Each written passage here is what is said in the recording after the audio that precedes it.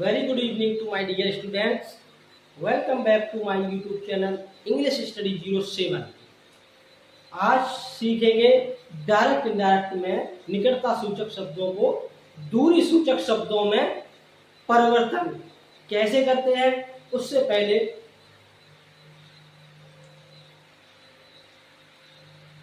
if you are not willing to learn, no one can help you. No one can help you. If you are determined to learn, no one can stop you. ठीक है। If you are not willing to learn, अगर आप सीखने को तैयार नहीं है, no one can help you, तो आपकी कोई मदद नहीं कर सकता। If you are determined to learn, अगर आपने सीखने की ठान ली है, अगर सीखने का दृढ़ संकल्प ले लिया है, no one can stop you, तो आपको कोई भी रोक नहीं सकता है। जब तक आप दृढ़ संकल्प नहीं लेंगे सीखने का, तब तक आप कुछ नहीं सीख सकते हैं। इसलिए सीखने के लिए आज से ही आप लोग दृढ़ संकल्प लें, तब जाकर के आप लोग सीख सकेंगे, अदरवाइज आप कुछ नहीं सीख सकते हैं। इसलिए इसी क्वेट्स के साथ अपने टॉपिक पर आते हैं। टॉपिक है निकटता सूचक शब्दों को दूरी सूचक शब्दों में कैसे परिवर्तित करते हैं। उसके लिए एक चार्ट बनाएंगे।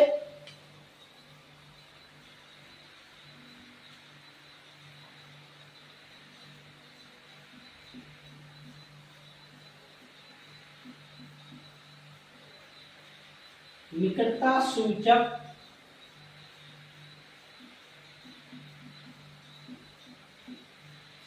शब्दों को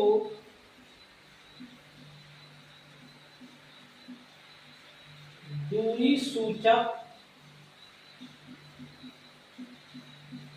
शब्दों में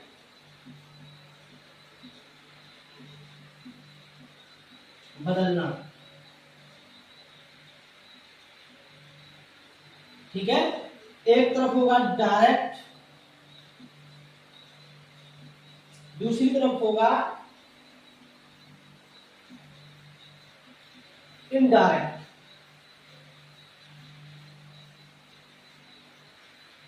ठीक है। डायरेक्ट में जो शब्द होंगे वो इनडायरेक्ट में कैसे बदलेंगे।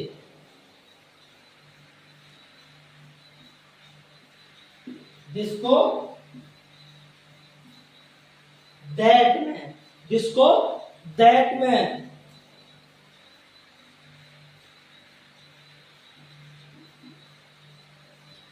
दीज को दोज में, हियर को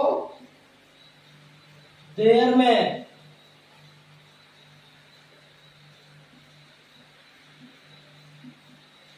नाउ को देन में,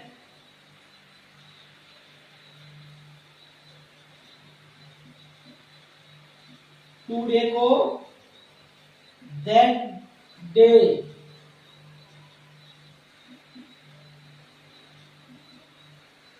yesterday the previous day या the day before।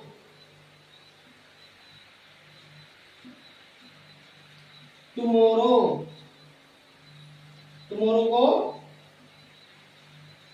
the following day या the next day.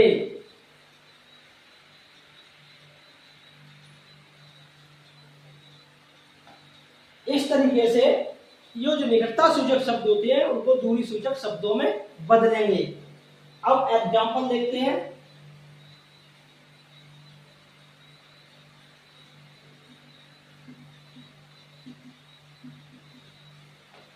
She said,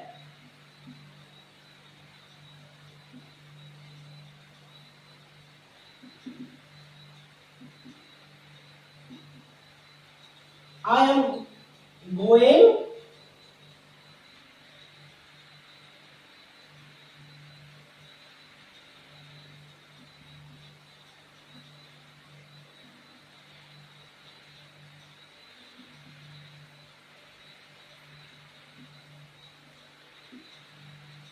today, मैं आज बाजार जा रही हूं। शी सेड, उसने कहा। इसको कैसे बदलेंगे? She said that,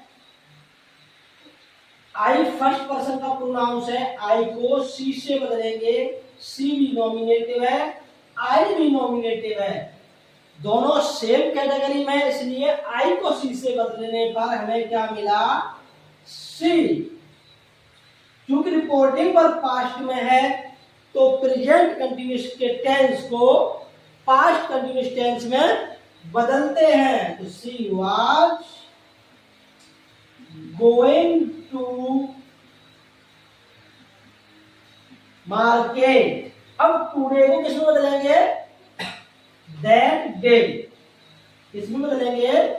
that day. ये भी जो निकटता सूचक शब्दों को जो दूरी सूचक शब्दों में बदलते हैं उसकी भी एक कंडीशन होती है। वो कंडीशन क्या है? रिपोर्टिंग पर अगर प्रेजेंट या फ्यूचर में है तो इन शब्दों को नहीं बदलते हैं।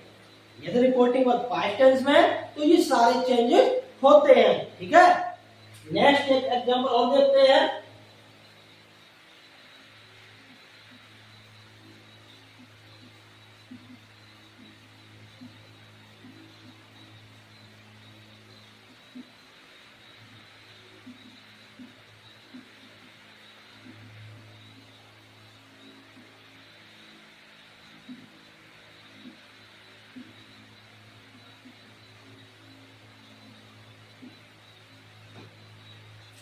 Mohan said to me, "You did not give me my book yesterday." Mohan ने मुझसे कहा, क्या कहा? You did not give me, आपने मुझे नहीं दी, my book, मेरी पुस्तक, यानी आपने मुझे मेरी पुस्तक कल नहीं दी। अब इसमें शब्द आया है yesterday, इसको बदलेंगे।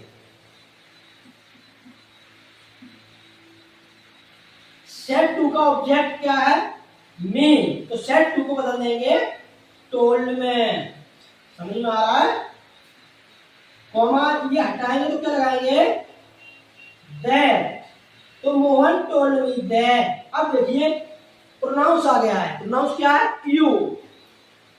यू कौन सा पर्सन है? सेकंड पर्सन होता है। सेकंड पर्सन को बदलते हैं ऑब्जेक्ट के अनुसार। ऑब्जेक्ट हमारा क्या है? मी। यू को मी से बदलने पर हमें क्या मिलेगा? मी।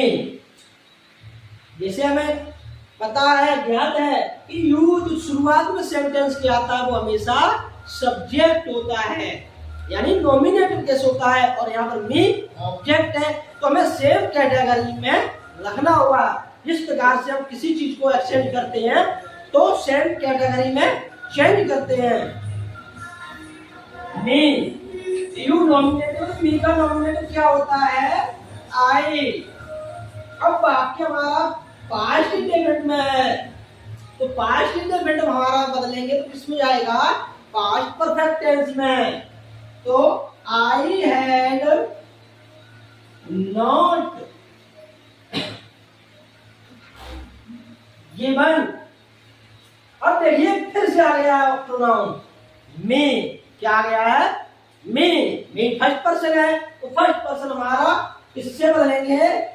ये जो एसओएन बताया है इसको हमेशा याद रखिए।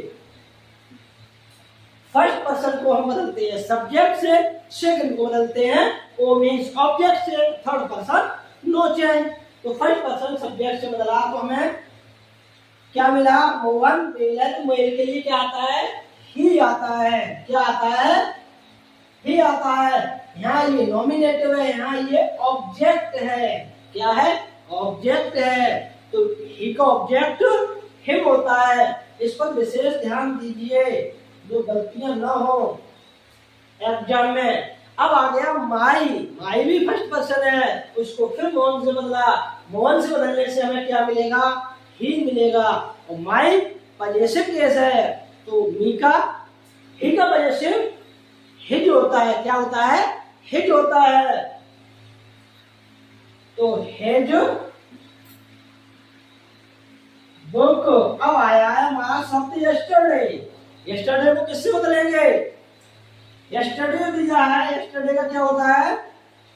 या तो द प्रीवियस डे या फिर द डे बिफोर, दोनों में से कुछ भी लगा सकते हैं, ठीक है।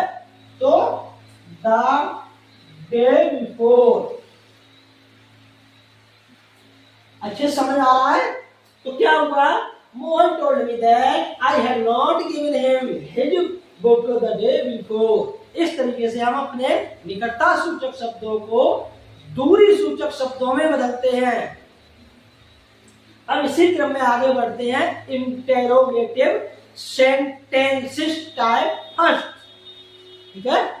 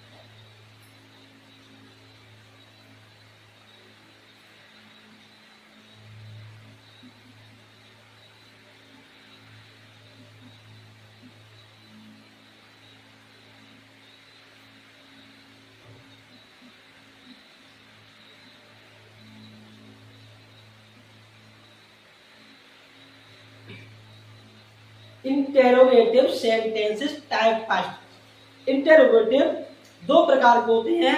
एक होता है यस नो टाइप क्वेश्चंस, जैसे have you completed your work, तो इसका आंसर क्या हुआ? यस। कर लिया तो यस, नहीं किया तो नो। ये क्या हुआ हमारा? Type first. टाइप सेकंड में क्या होता है? WH type questions. क्या होता है? WH टाइप क्वेश्चंस, ठीक है। तो टाइप फर्स्ट इंटेरोगेटिव में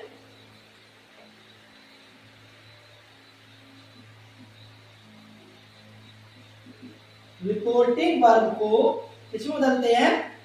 आस्क्ड में।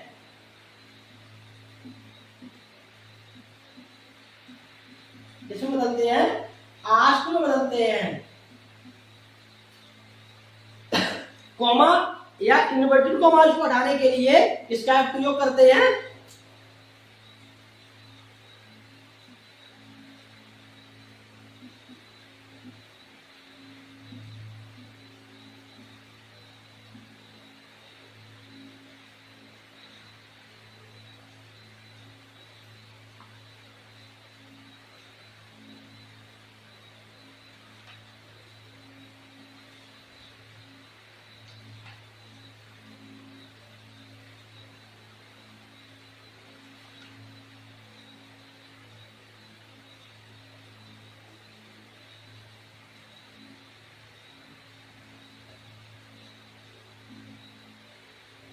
कॉमा को हटा करके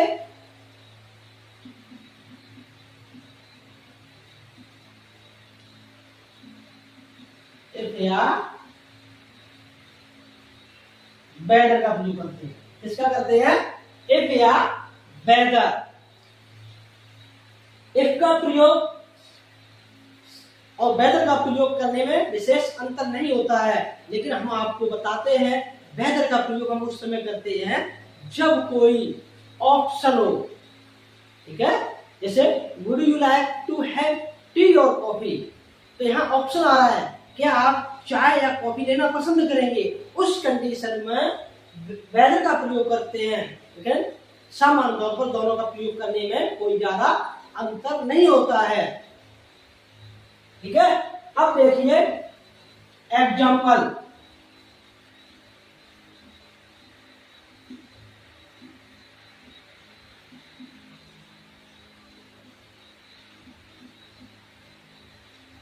He said to me, have you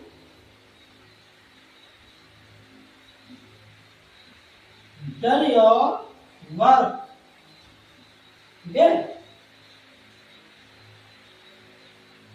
interrogative जो सेंटेंस होता है उससे जब डायरेक्ट से इंडायरेक्ट बनाते हैं तो उस कंडीशन में इसको हमें असर्टिव करना होता है।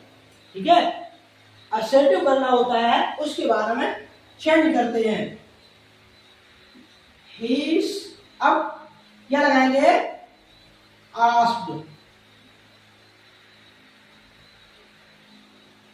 me, अब क्या लगाएंगे, if। ठीक है, he asked me if, अब वाक्य है इंटेरोगेटिव, असर्टिव करेंगे तो क्या होगा, you have,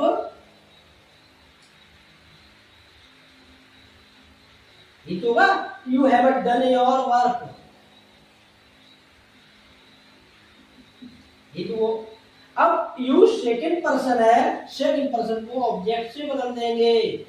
ऑब्जेक्ट हमारा मी है, ऑब्जेक्ट हमारा मी है, और यू नॉमिनेटिव है, तो मी को भी हमें नॉमिनेटिव में करना होगा। तो मी का नॉमिनेटिव क्या होता है, आई। क्या होता है, आई होता है। आई वाक्य प्रेजेंट परफेक्ट है, तो पास्ट परफेक्ट में बदलेंगे। पास्ट परफेक्ट में बदलेंगे तो क्या होगा, I had done. Your second person me से बदलेंगे तो हमें योर को बदल के हमें मी मिली। योर पॉजेसिव है तो मी का पॉजेसिव क्या होता है, माई। ये हमारी डायरेक्ट से इनडायरेक्ट बनी। ठीक है, अब नेक्स्ट एग्जांपल समझाते हैं।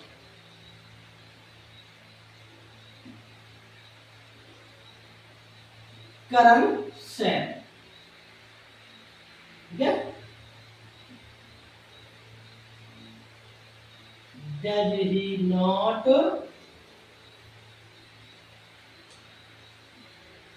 Do his work.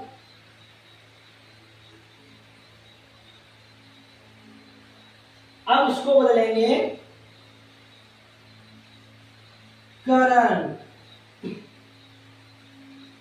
अब देखिए सैड, सैड के बाद हमारा ऑब्जेक्ट नहीं दिया है, इस कंडीशन में भी हमें रिपोर्टिंग वर्ब को आस्क्ड में ही बदलना है।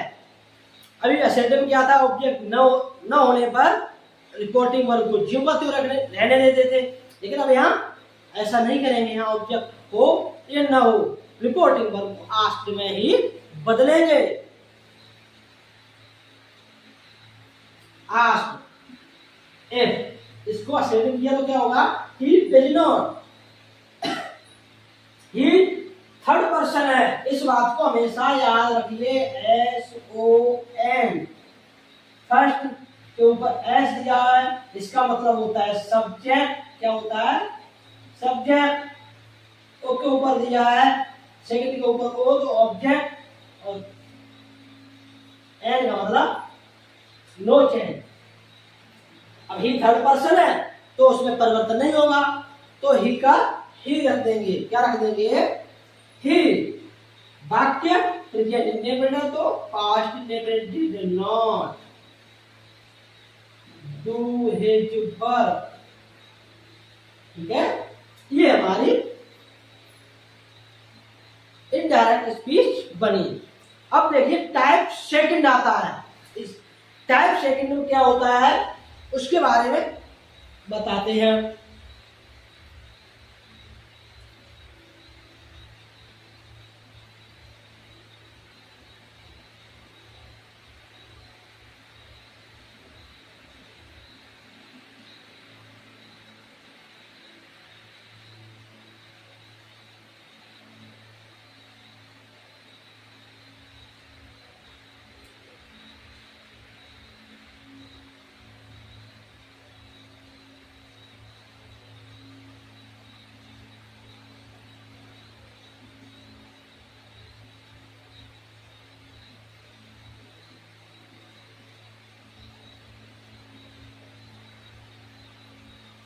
ये टाइप सेकंड में जो टाइप फर्स्ट होता है सेम सिमिलर वैसा ही होता है, लेकिन इसमें केवल एक चेंज आता है।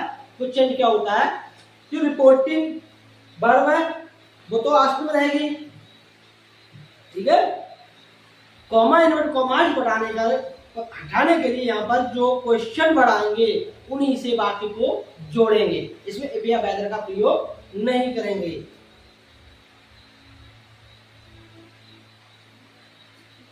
She said, ठीक है, she said to me, how are you? उसने मुझसे कहा आप कैसे हैं, उसने मुझसे कहा कि आप कैसे हैं, तो इसमें टाइप सेकंड आ गया, क्वेश्चन बढ़ा गया है हाउ, क्या आ गया है हाउ। तो शी आस्क्ड मी। अब ध्यान देने वाली बात यह है कि टाइप फर्स्ट में तो इफ या वेदर लगा रहे थे, लेकिन यहाँ पर इफ या वेदर नहीं लगेगा और ना ही दैट का प्रयोग करेंगे। अब इस यहाँ प्रयोग किसका होगा, ये जो क्वेश्चन बढ़ाया है इसी का प्रयोग करेंगे। तो क्या हुआ है, सी आस्क्ड मी हाउ। अब इसको सीधा करने पर, असर्टिव करने पर क्या होगा, यू आर, क्या होगा you are. You second person है, मी से बदला तो क्या हुआ आई। हाउ आई वाक्य सिंपल प्रेजेंट है, तो सिंपल प्रेजेंट सिंपल पास्ट में बदला जाएगा। तो सिंपल पास्ट में क्या होगा वाज, ठीक है। ये फुल स्टॉप हो गया, क्योंकि ये वाक्य असर्टिव में है इसलिए साइन ऑफ इंटरोगेशन का यूज नहीं करेंगे। असर्टिव में हमेशा फुल स्टॉप होता है। Every sentence ends with a full stop, assertive sentence में ये आता है। नेक्स्ट एग्जांपल और देखते हैं।